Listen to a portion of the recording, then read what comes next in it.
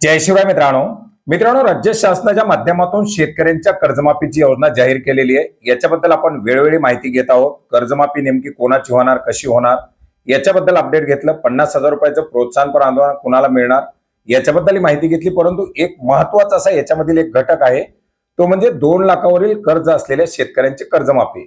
अतिशय खतरनाक अशी योजना, कारण यापूर्वीच्या कर्जमाफीमध्ये तोंडी सांगण्यात आलं, परंतु याचा GR काढण्यात आला नव्हता। आणि आता या कर्जमाफीमध्ये याचा GR काढण्यात आलाय, परंतु त्याच्यासाठीची मुदत ही 31 मार्च 2027 पर्यंतची आहे। त्याच्यामुळे आता ही पुढे योजना कशी राबवली जाते हे सगळे मोठे गुलदस्त्यात जरी असलं तरी एक मोठा दिलासा मिळणारा हा एक निर्णय या ठिकाणी झालेला आहे।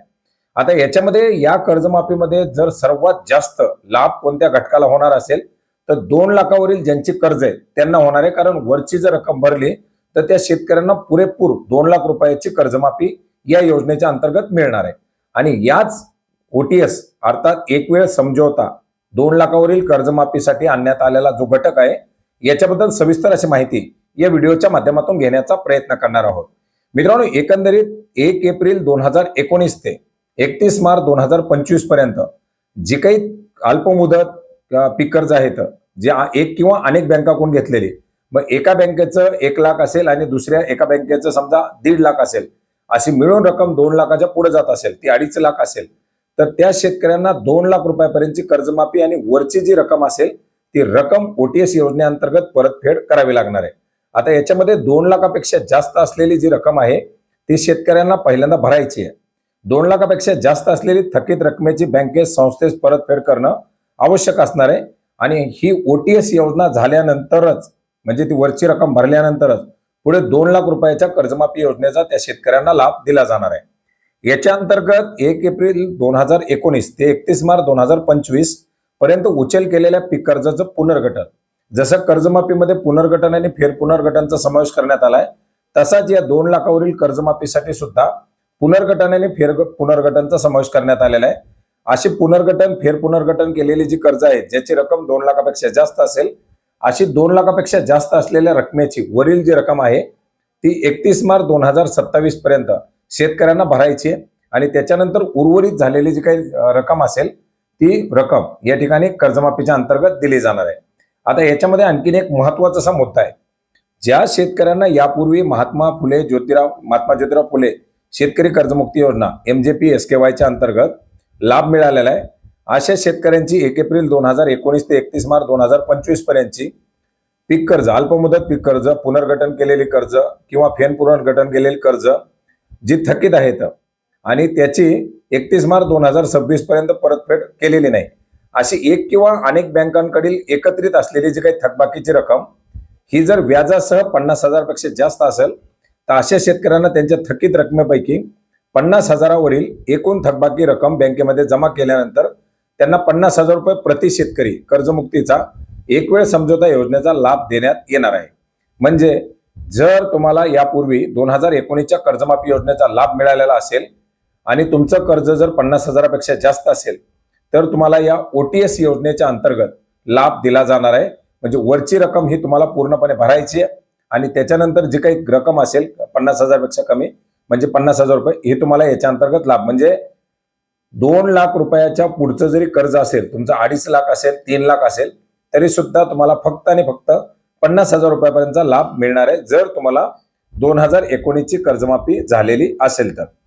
राष्ट्रीयकृत बँका, खाजगी बँका, ग्रामीण बँकाकडे शेतकऱ्यांचे पीक कर्ज पुनर्गठित जे काही NP अकाउंट असतील यांना एक वेळ समझोता योजनेचा लाभ दिला जाणार आहे। आणि हा लाभ दिला जात असताना जी काही डेट ऑफ NP असेल त्या कर्जाची, त्याला शिल्लक निश्चित केलेल्या टक्केवारीप्रमाणे सूट देण्याची रक्कम निश्चित केली जाईल आणि बँकेसोबत वाटाघाटी करून सूट द्यावयाच्या रकमेचं प्रमाण निश्चित करण्यासाठी अवर मुख्य सचिव वित्त यांच्या अध्यक्षतेखाली एक समिती गठीत करून प्रधान सचिव, व्यवस्थापकीय संचालक MHIT, महाराष्ट्र राज्य सहकारी बँक मर्यादित मुंबई, राज्यस्तरीय बँकर समिती, या सर्वांच्या याच्यामध्ये एक समिती नेमण्यात येईल आणि जी काही NPAच्या ज्या कर्ज खाती येतात त्याच्यावरती बँकेशी वाटाघाटी करून जी काही एक रक्कम निश्चित होईल ती रक्कम शेतकऱ्यांना भरण्यासाठी सांगून या योजनेचा लाभ या ठिकाणी दिला जाणार आहे।